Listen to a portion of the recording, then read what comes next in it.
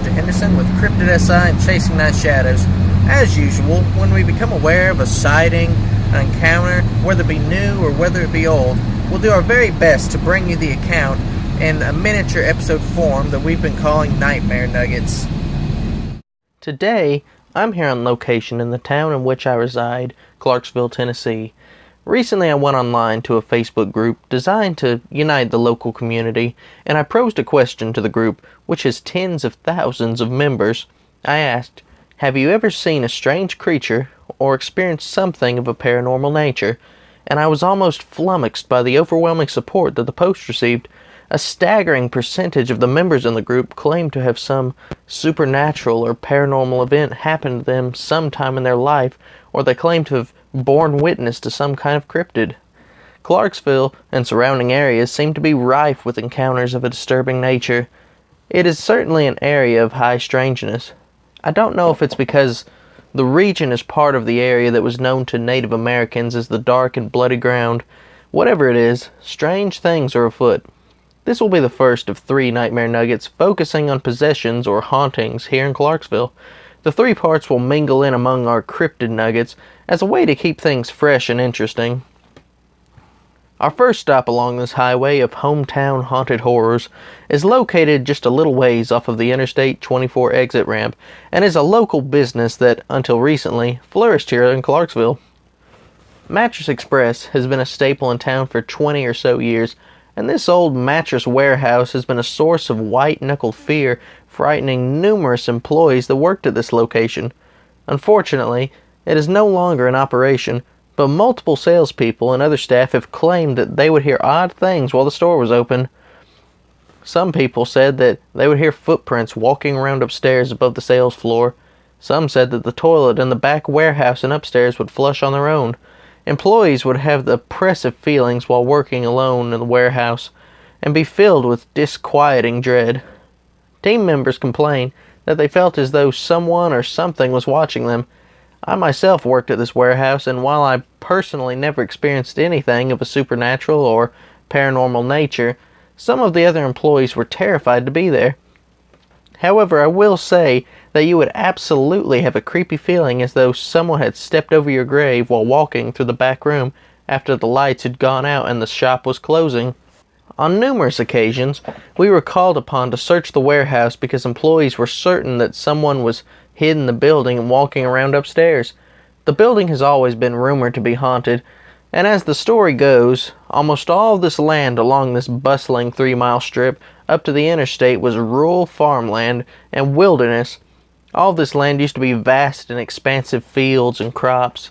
According to one of the salesmen, years ago on this stretch of property, a man was working in his field chopping down either tobacco or corn when he met with an accident and severely cut his leg and severed an artery. Realizing that he was rapidly bleeding out, he started to make his way across the meadow to the main road. However, he didn't make it as he succumbed to blood loss right where the building now sits.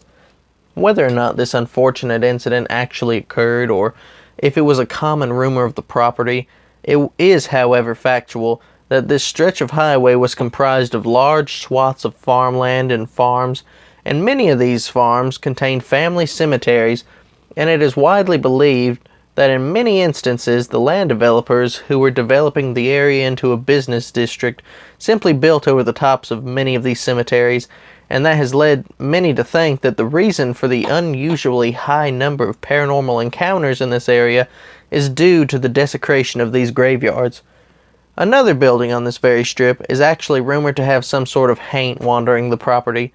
We don't know for sure which building it is, as those details have been withheld from us, but what we can say is that it was probably the old Ryan's restaurant or the Ponderosa restaurant, as those were some of the only eateries that would have been in business prior to 1995, which is when this haunting took place.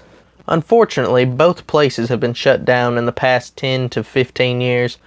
This area is the most active location in the city because in this general region you can find numerous high-end restaurants, a movie theater, and a large mall that, interestingly enough, is said to be built over a sinkhole.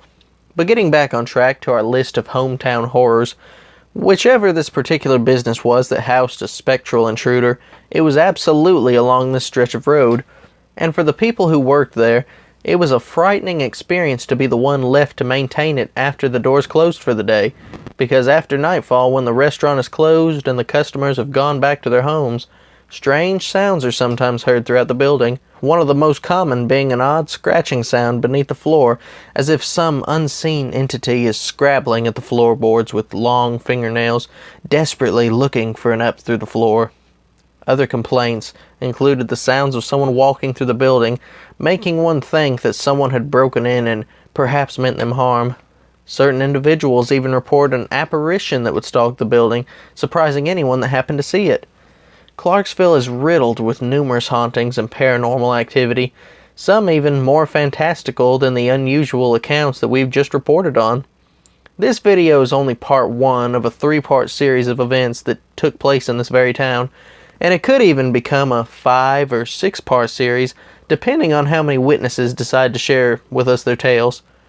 So keep on the lookout for that. This video is only part 1 of a 3-part series of events that took place in this very town, and it could even become a 5 or 6-part series, depending on how many witnesses decide to share with us their tales. So keep on the lookout for that. Once again, I'm Elijah Henderson from Cryptid S.I and Chasing Night Shadows, and I hope you've enjoyed this episode of Nightmare Nuggets of Supernatural Suspense. And if you like these true accounts in miniature episode form, then please subscribe to our YouTube channels, Cryptid S.I and Chasing Night Shadows, and make sure to click that little bell icon in the bottom right-hand side to be notified when we post a new video. We upload videos every week, barring some disaster. Some days they may be a little bit late due to unseen challenges that our schedules sometimes cause, but I assure you, they always make it online.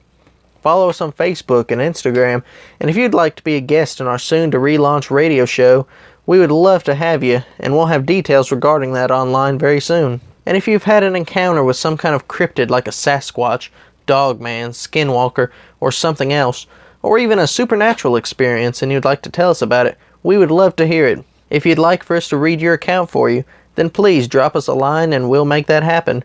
See you next time.